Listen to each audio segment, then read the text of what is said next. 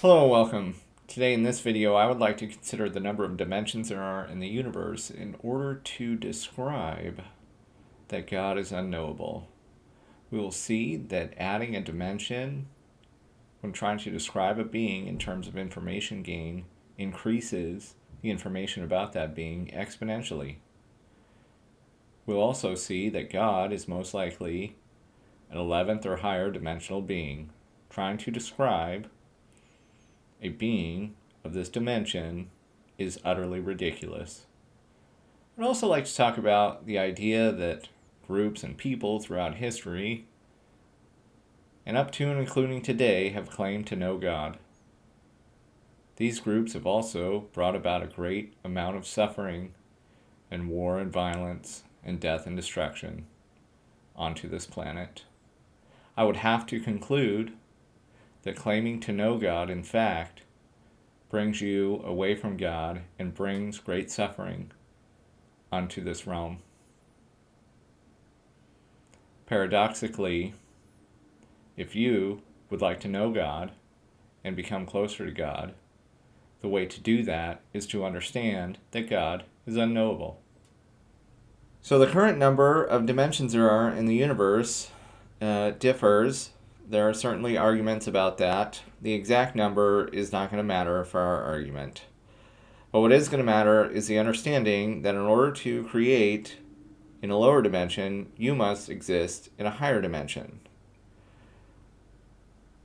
So basically that means if one argument is that there are 12 dimensions in the universe, this means that God is a 13th dimensional being.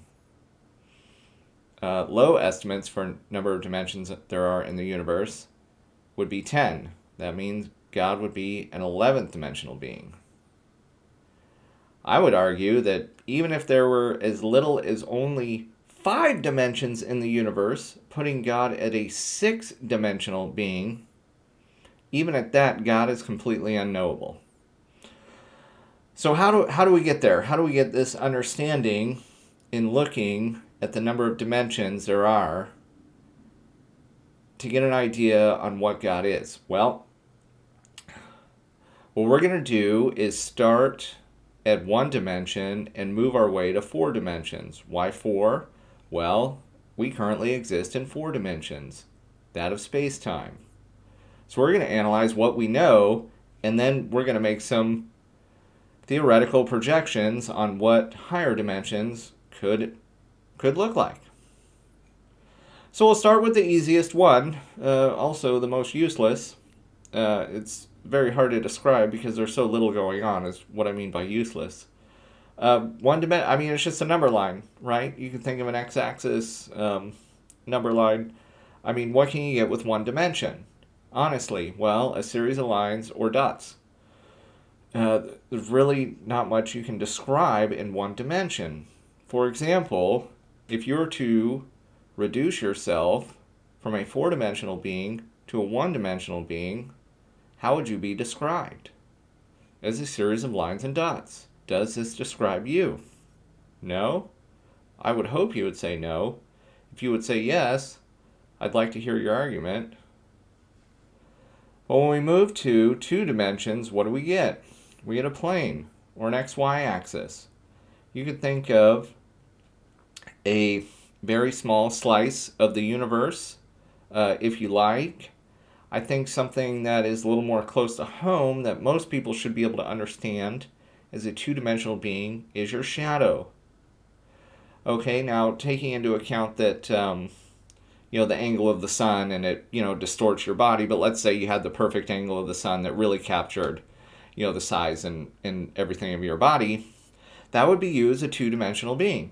So remember, there wouldn't be any 3D perspective. So when you watch like a show on TV and there's all this 3D perspective or, like a painting or something like that.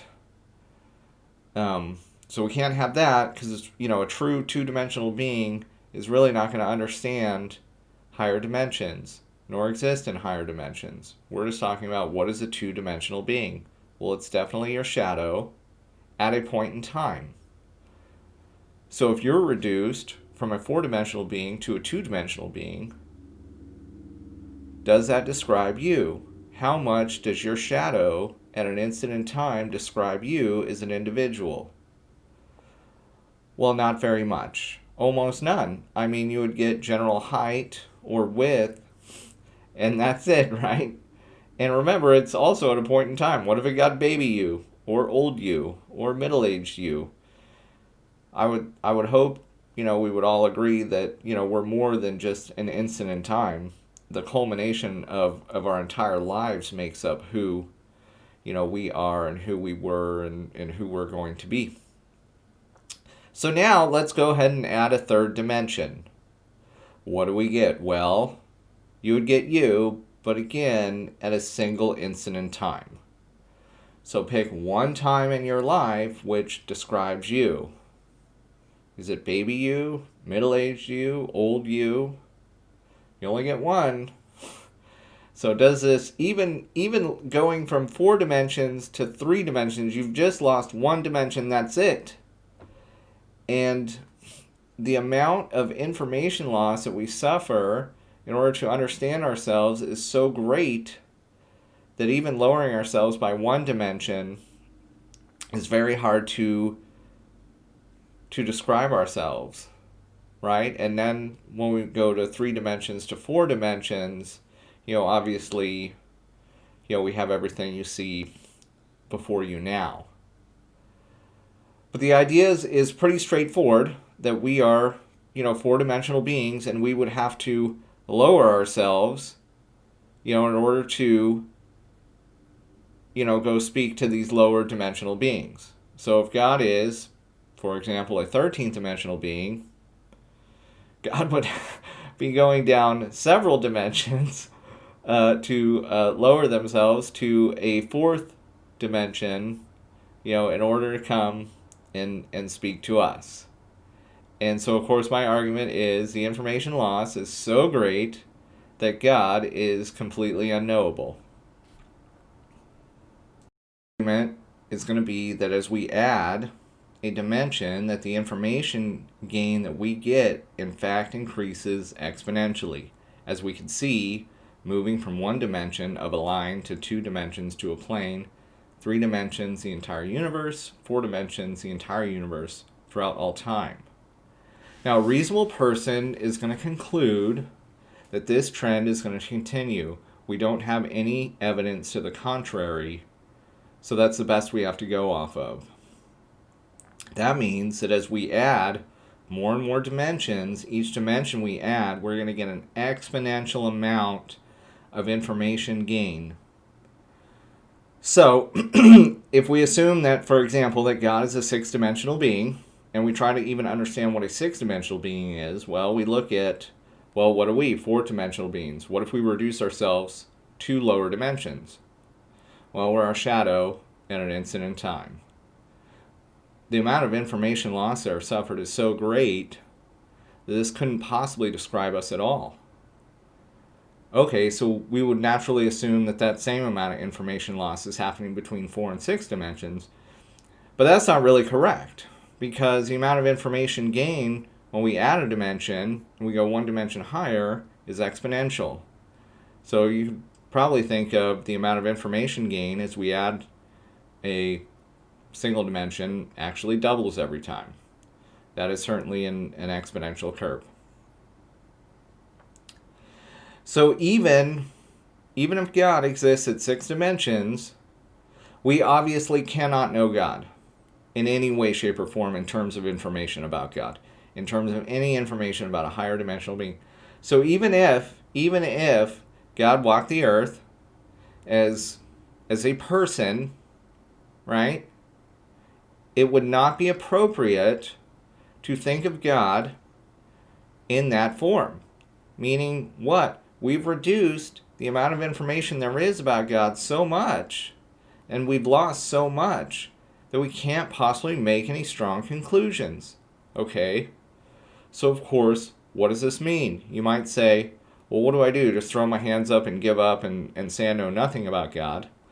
Well, no, that's not exactly the idea, because remember, if we go down in describing you from 4 dimensions to 2 dimensions, you're your shadow at a point in time, and we have some information there. We do have some information about God in this dimension, four dimensions of information that we could possibly have about God. But I'm not going to reach any sweeping, detailed conclusions about God, such as, God looks a certain way, God wears a certain hairstyle, God wears certain clothes, God is a certain race or a gender. Even if all these things are true, again, the body's just a vessel, so why are we thinking of the vessel as real? Number one. Number two, the amount of information loss suffered is great. You wouldn't want anybody thinking of you as your shadow, right? You obviously exist as much, much more. So, okay, well, why is this problematic at all? Why shouldn't you be able to think of a God that makes sense to you, right? And,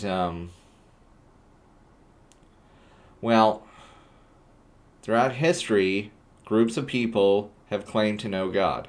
Let's take the Crusades, for example. That's a real easy one to pick on. So one group of people claimed to know God, and they sought another group of people which claimed to know God in a different way. And these two groups of people warred against each other for years and committed great atrocities against one another. I'm not going to take sides. I don't care who's at fault. But anyway, both groups were in fact claiming to know God, and that's who's at fault. Whichever group is claiming to know God. And in fact, the more you claim to know God, the more you're, of course, moving away from God, right? So you might say, well, what do I do? How do I know God at all then? Or I know God is love and compassion and understanding. And these are all great things. See, these are very general and neutral things. So if I say God is love and compassion and understanding, and you say, well, God is hate and destruction, well, we're definitely not talking about the same God here. Those are two totally different things. But I might say that, hey, God created the whole universe, so God desires to labor. God is a great laborer. The universe is beautiful. Therefore, God is beautiful. God clearly understands beauty. These sort of things. What I'm not going to do is say, well, I know the exact one way for entry into God's house. I know what God looks like. I know what God's favorite food is. And and you just see these things just get more and more ridiculous as you claim to know God. So there are this group of monks in the Himalayas, and they build sand formations, very detailed and intricate sand formations. And then when they're done with these sand formations, they just sweep them right away. I think that this is a very good way to understand God. Meaning what? Start with zero, forget everything that you've been told about God or you think you know about God, and then certainly think for yourself as to about who God is to you. So you have a personal relationship with God.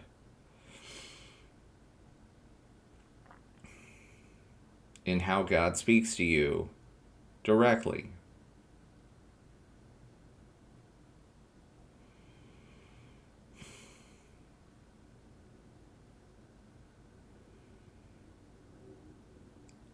And then, once you've built up some ideas on how you understand God, then start over again. Go back to zero. The closer you get to truly understanding that God is completely unknowable, in fact, the closer to God you will be. And there are certainly some ideas in terms of suffering. So some people are going to attack the very existence of God, by saying, for example, look at the Holocaust. What kind of God would allow that to happen? Well, as we know God and we understand God, God is unknowable. So what is going on in a 13th dimension that we would understand the Holocaust, for example? Well, we don't know. We would never know. So the fact is that there's pain and suffering in the world. That's fine, because we don't know God and we don't understand God. Once you claim to know God, you would start to claim things like, well, God is good.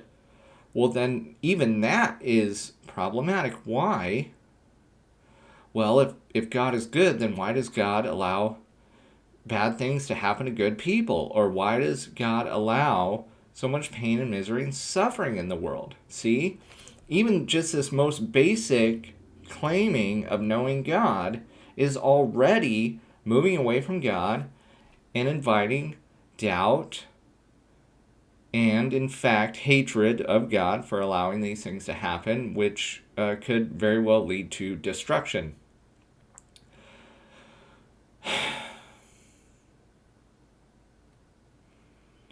So I understand this is, not an easy idea. This is not an easy idea for me to put out there. This been making the same video for about a month now, just going over and over again, mulling over in my mind. Probably my greatest fear is if a lot of people end up watching this. I think for obvious reasons. I think just many groups just claim to know God so much, and at the end of the day, it's literally destroying our world. And it is moving people away from God. So I would like to invite you personally to forget everything you know about God. Understand that God is unknowable. And in doing so, actually become closer to God. Well, I thank you for watching, and I wish you the best.